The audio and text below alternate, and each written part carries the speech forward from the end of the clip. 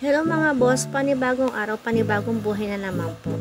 Dito sa video ito ay isi-share ko lang naman sa inyo ng konti ang pagiging isang health worker or ang ginagawa namin bilang isang health worker. Dito po ay may kanya-kanya kaming mga trabaho. Hindi, charot lang. Siyempre, hindi po kami nagkakanya-kanya ng trabaho dito. Dito po ay nagtutulungan po kami kung saan pag kailangan ng tulong ng isa ay darating sa Superman. Charot lang po yun. Siyempre, dito ay may kanya-kanya lang naman po kaming hawak na purok. Pero pare-pares lang naman po ang trabaho namin. Maliban lang po sa mga BNS. Ang mga BNS po is mahirap po ang kanilang ginagawa. Nandyan po yung mga sasakit talaga yung ulo mo kasi may mga computation po yan. Alam nyo, kaya nga po hindi ako nag-BNS health worker po talaga, BHW po talaga yung kinuha ko. Pero syempre charot lang po ulit yun. Joke-joke lang po yun Dito, minsan kung hindi kami ngarag or hagardas versus ang trabaho namin, nandyan minsan yung sa ikutan, nandyan yung sasalubungin kami ng ulan at araw.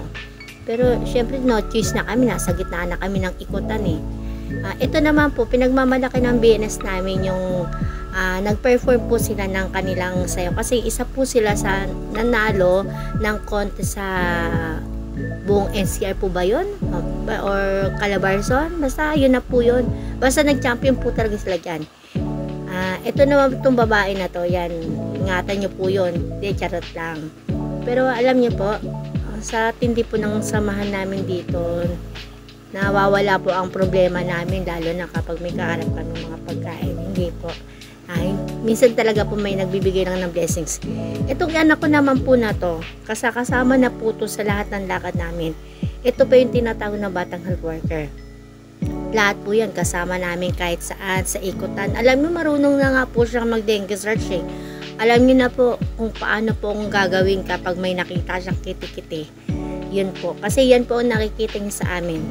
Siyempre, magkakape po muna tayo habang walang ating mga mabubuting pasyente. Yan, kape-kape lang muna. Bawal po muna ang mga sugar. Charos. Dito, meron po kasi kaming event dito kinabukasan. So, dito po, pumasok po kami para maglinis-linisan po kunyari. Yan, konting tulong, konting punas. Yan, habang ako binibidyoan ko po sila. Yan. Punas-punasan lang po kami dyan. Kasi kailangan po kami na nandiyan. Nag-ayos po kami ng mga upuan dyan.